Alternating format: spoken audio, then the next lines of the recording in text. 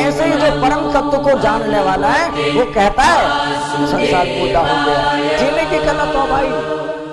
ओम नमो भगवते वासुदेवाय। ओम नमो भगवते वासुदेवाय। ओम नमो भगवते वासुदेवाय।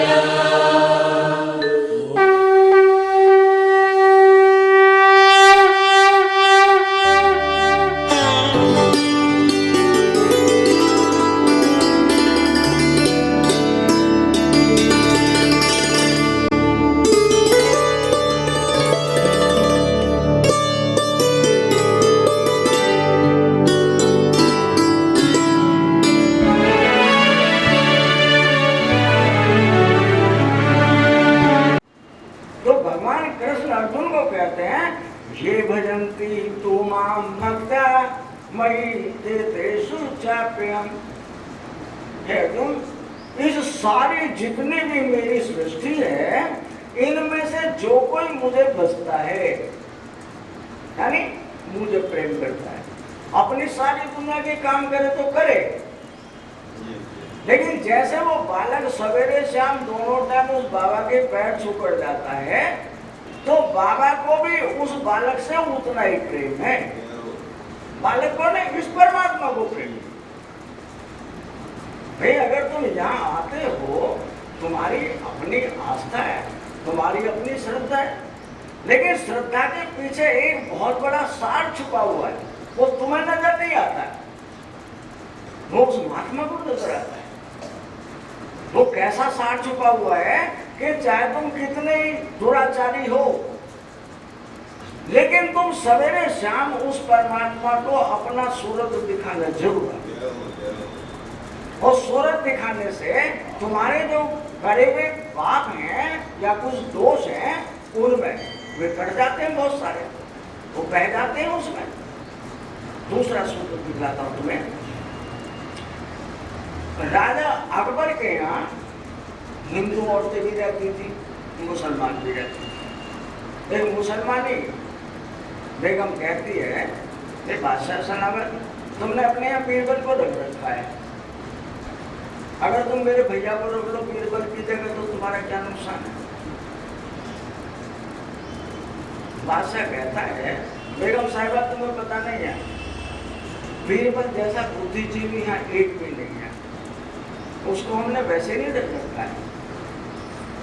कहने लगी तुम एक बार रखे तो देखो कि ठीक है, अगर तुम कहती हो तो रख लेते हैं। बेगम के कहने से उसने अपने एक साले को, पत्नी के भाई को अपने यहाँ पर रख लिया और बीरबल को कहा बीरबल तुम्हारी आज से छुट्टी, तुम अपने घर जाओ। ठीक है मारे, हम जा रहे हैं। बीरबल अपने घर चले गए।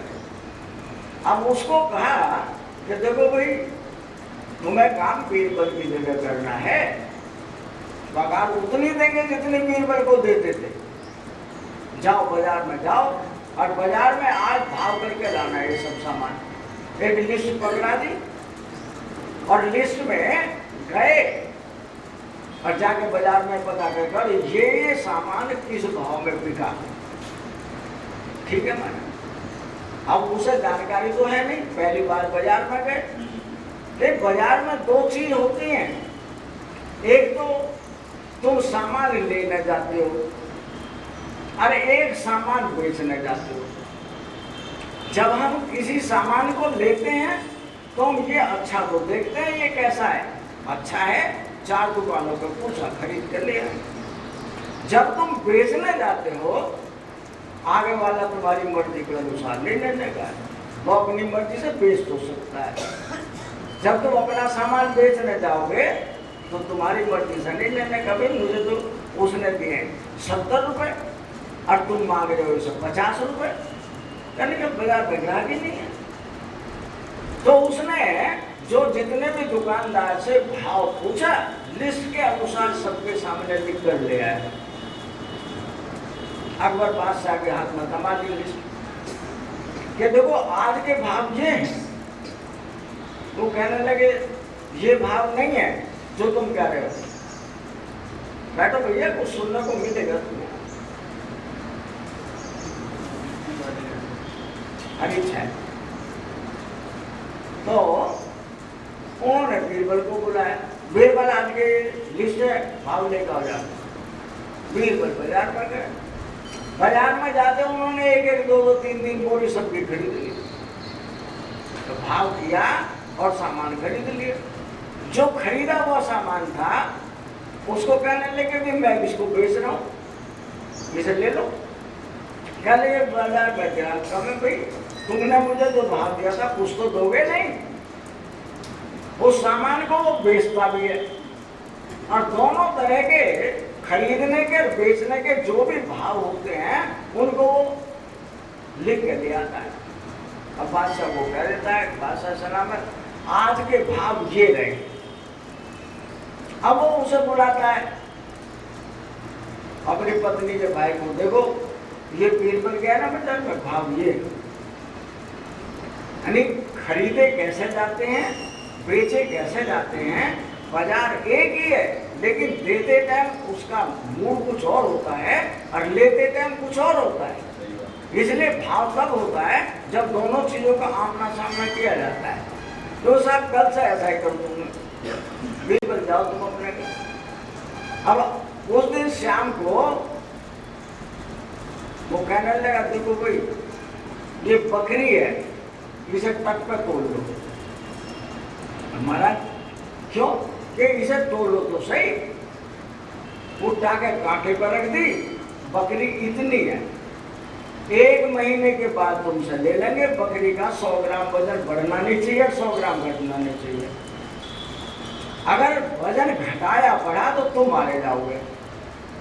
उसके दिमाग में आई ये तो काम बड़ा मुश्किल है, और जो खिलाया तो मोटी हो जाएगी और जो इसे नहीं खाना को दूंगा तो हार जाएगी।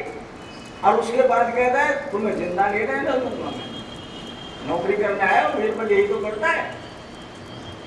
अब उसने सोचा कि भाई ठीक है बकरी को ले आ, बादशाह की बात है उसे मना तो कर नहीं सकते। और सीधे यहाँ से उठकर अपनी चपरास खोली और कंधे पर रख के बीरबल के पास। बीरबल से कहते हैं भैया हमारी नौकरी पक्की हो गई। कि क्या हुआ, एक बकरी दे दी और बकरी में नु कह दिया 100 ग्राम वजन घटे नहीं और 100 ग्राम घटे नहीं, बढ़े नहीं तो तुम फांसी की सजा लटका दे जाओगे, बढ़ गया घट गया। और ये नहीं तेरी चपरास, अपनी नौकरी पूरी कर, हमारे बस की नौकरी करनी नहीं। वो तो पूरी करेगा वहां पर, वो बकरी है जो खिलाऊंगा मोटी हो जाएगी और जो मैंने खाने को ले लिया तो कल को हार जाएगी। मैं तो बचूंगी नहीं किधर से भी, बढ़ेगा तो भी नहीं बचूं, बढ़े घटेगी तो भी नहीं बचूं। बीरबल कह रहा है चिंता करने की कोई बात नहीं। क्यों कि बाजार से एक भेड़िया खरीद लिया और भेड़िए में पिंजरा होना चाहिए, एक तरफ भेड़िया रहे दूसरी तरफ बकरी। खूब खिलाना बकरी को, जितना मर्जी खाए, लेकिन उसे 5 मिनट को भेड़िए के पास जरूर दर्शन करा देता है।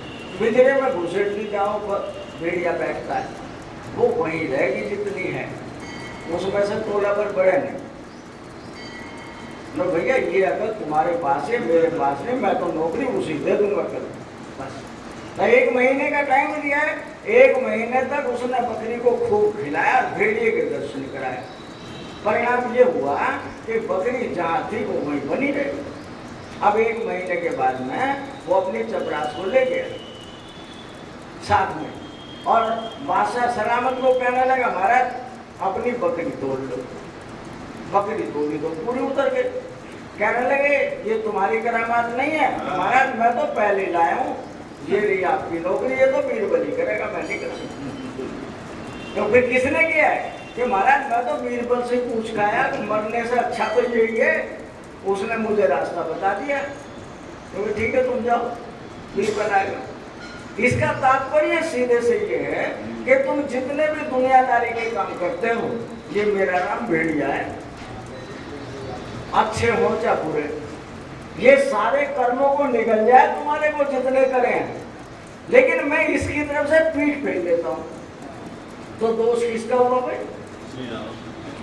जो मैं हूं अपने आप में बड़ा सोचता हूं, बहुत चालाक, मेरे से चालाक इस दुनिया में कोई नहीं है, और अपनी चालाकी को खुद जानता हूं, लेकिन इसकी चालाकी के सामने मेरी चालाकी फेल, मैं क्या करूं?